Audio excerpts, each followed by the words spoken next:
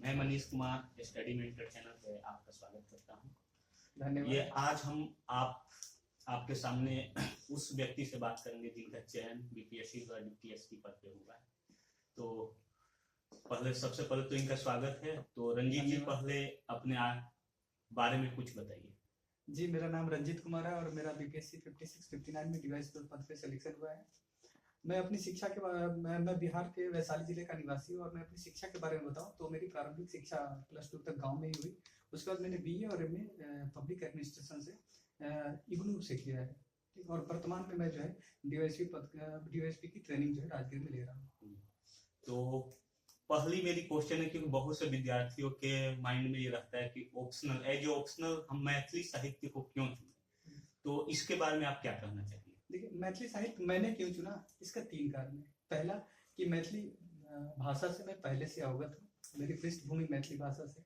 दूसरी कि इसका सिलेबस छोटा है और सिलेबस छोटा होने की वजह से जल्दी तैयार हो जाता है और दूसरे जीएस के लिए जो है अधिक समय मिलता है। और तीसरी बात कि ये अंकदायी विषय है, इसलिए मैंने इसका चयन किया। अच्छा, तो सेकंड मेरा ये क्वेश्चन है कि आपने मैथिली साहित्य की तैयारी के लिए कहाँ से स्टडी मटेरियल्स वगैरह या कहाँ से आपने कोचिंग वगैरह की? मैंने मैथिली की तैयारी सुरेंद्र राम सर जो दिल्ली में पढ़ाते हैं उनके मार्गदर्शन में किया और उनसे कोचिंग लेने के बाद मैंने खुद भी जो सिलेबस के जितने टॉपिक है या किताबें हैं उनका गहन अध्ययन किया और उसके बाद अपना एक शॉर्ट नोट बनाया और मैंने उसी शॉर्ट नोट को जो है एग्जाम में लिखा और अच्छे मार्क्स से।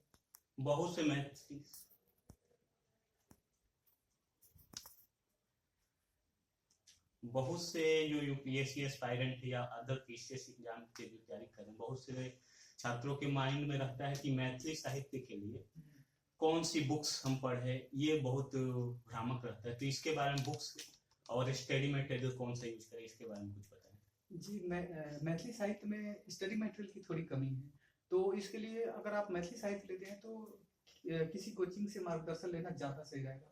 कोचिंग से मार्गदर्शन से सिर्फ काम नहीं चलने वाला, लेकिन कोचिंग जो है आपको पूरा स्टडी मटेरियल उपलब्ध करा देता है।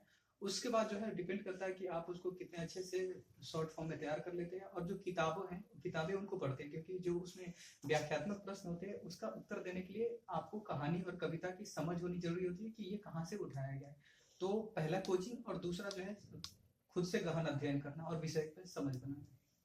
तो एक अच्छा आंसर राइटिंग, क्योंकि कहा जाता है कि आपके सिलेक्शन में आंसर राइटिंग की बहुत बड़ी भूमिका है, तो एक अच्छा मैथिली साहित्य में आंसर राइटिंग में किन किन बातों का मुख्य ध्यान देना होता है ताकि हमारा स्कोर अच्छा हो सके?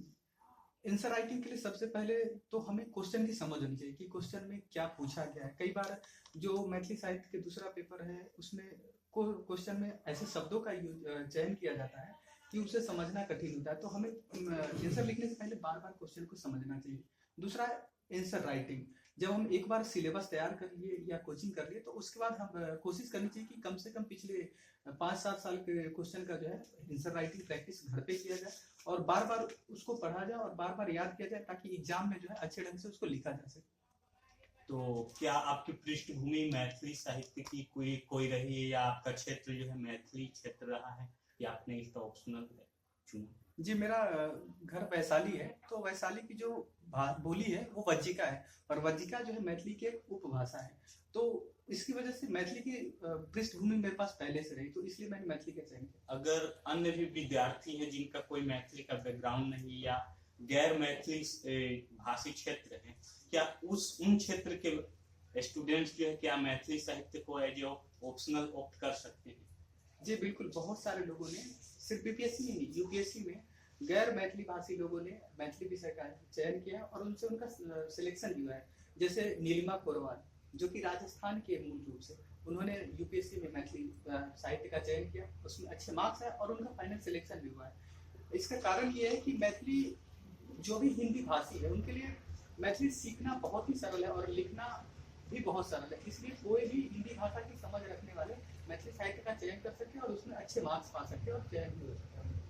जी, तो बहुत बहुत धन्यवाद आपसे बात करके कि आपने हमारे जो स्टडी मेंटर चैनल को देखने वाले जो आम विद्यार्थी हैं उनको बहुत सारी जानकारियाँ दी। इसके और आपका भी धन्यवाद।